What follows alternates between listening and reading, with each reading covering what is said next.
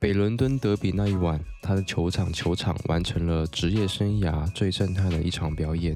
他上演了帽子戏法，全场阿森纳球迷齐声高呼他的名字。那一刻，所有人都在庆幸阿森纳终于把他带回来了。很少有人记得，他并不是第一次穿上阿森纳的球衣。小时候，他就是阿森纳青训的一员，但在他13岁那一年，俱乐部认为他的实力还不够，把他从青训体系里淘汰。而这只是漫长拒绝链条的第一环。随后几年里，他去了好几家伦敦周边的俱乐部寻求机会。短短几年内，他被放弃了整整4次。当时的他甚至已经开始准备另一条人生的路线，去上学、找兼职，在超市里打工，差一点就彻底和职业足球说再见。他就是埃博雷基·埃泽。今天这期视频，我们就一起来聊聊他的故事。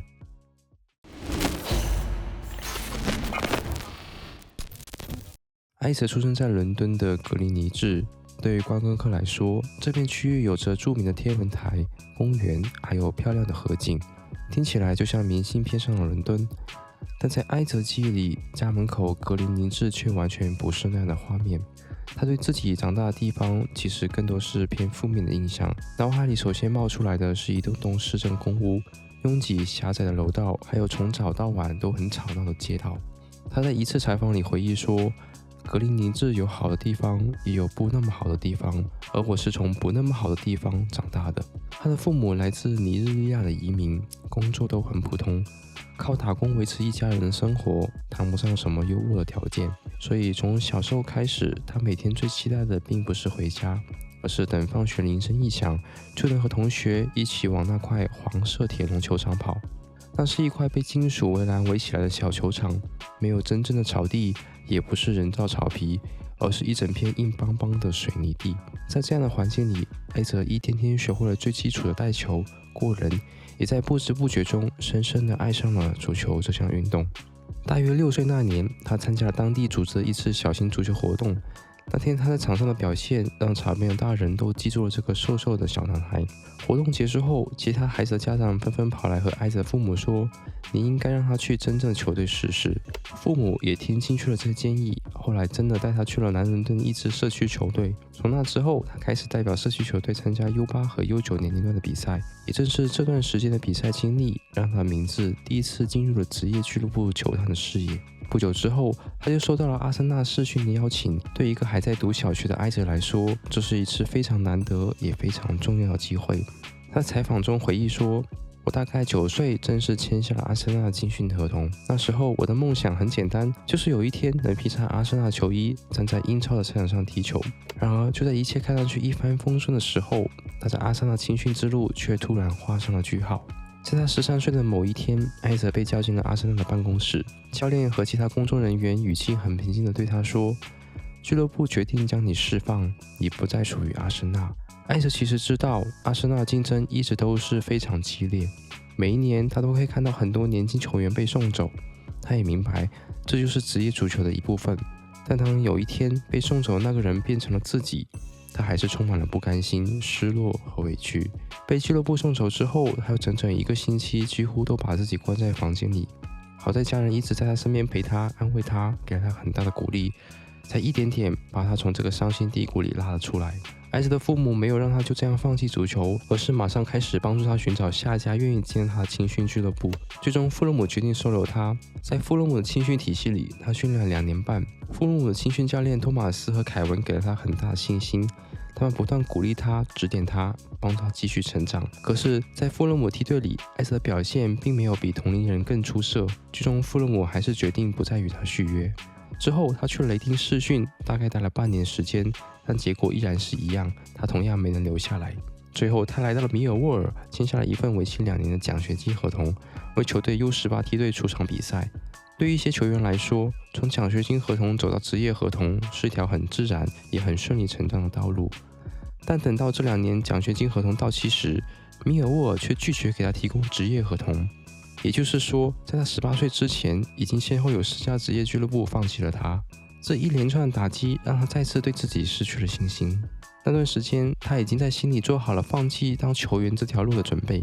他开始认真考虑去一所大学，顺便去超市找一份兼职的工作，一边读书一边打工，慢慢离开职业足球的世界。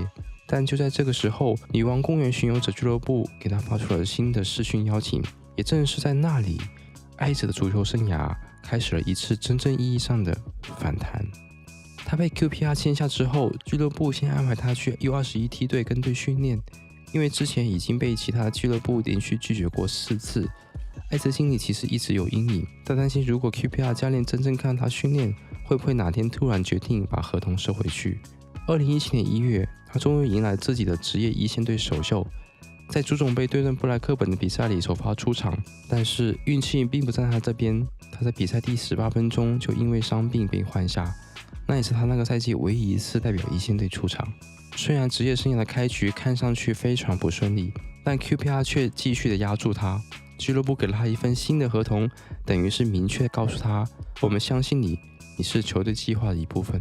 签下新合同之后，俱乐部把他租借到英乙球队韦科姆流浪者。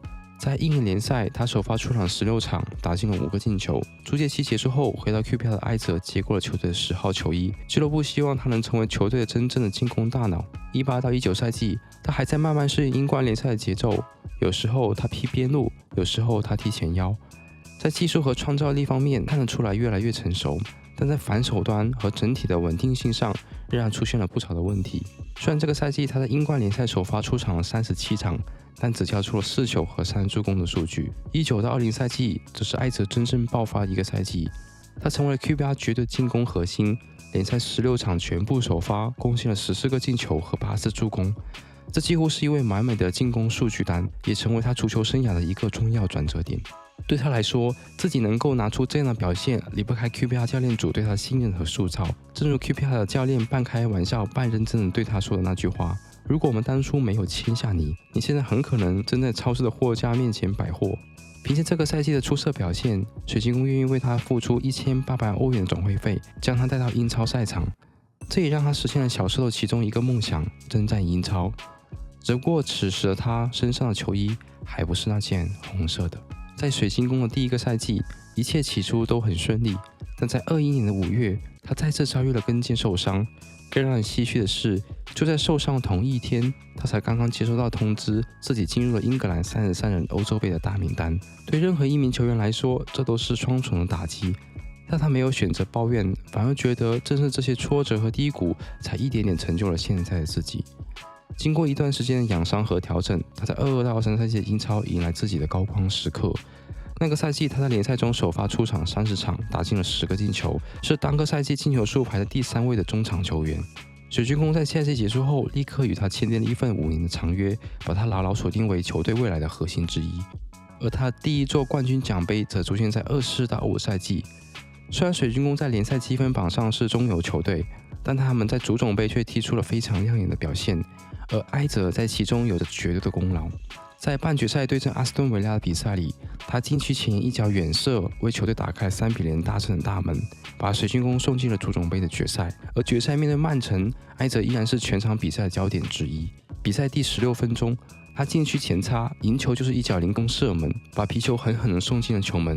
这一颗进球也成为全场比赛的唯一进球，帮助水晶宫击败曼城，夺得了足总杯的冠军。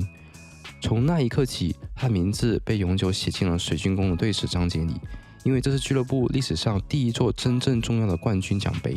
25到26赛季的夏季转会窗口，艾斯的名字又一次和2家伦敦俱乐部联系在了一起，热刺和阿森纳都想将他签下。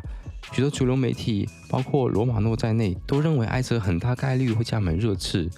但当所有人都在等着热刺官宣的时候，阿森纳突然出手，把埃泽截胡了。他们以7000万欧元转会费将他签下，合同期为4年。这个小时候曾被阿森纳青训淘汰的球员，如今以全新的姿态重新回到了自己的母队。他接过了阿森纳10号球衣，成为球队进攻大脑。加盟后的首个北伦敦德比，英超第12轮，热刺对阵阿森纳。对埃泽来说是一个格外特别的夜晚，他在禁区的弧顶区域3脚射门全部命中，干净利落地完成了帽子戏法，全场阿森纳球迷都在为他呐喊。从13岁被阿森纳青训淘汰，到现在在球场听着6万名球迷高呼自己的名字，埃泽完成一个几乎不可思议的足球人生。他自己说过一句话：“我虽然走了很远，但我回来了。目前阿森纳联赛排名第一，埃塞非常有可能在25的奥略赛季捧起自己职业生涯第一座英超冠军奖杯。接下来就让我们一起来看看他还能为阿森纳带来多少的精彩瞬间。以上就是埃博雷基埃茨的故事。如果视频让你更加了解他，请点赞分享。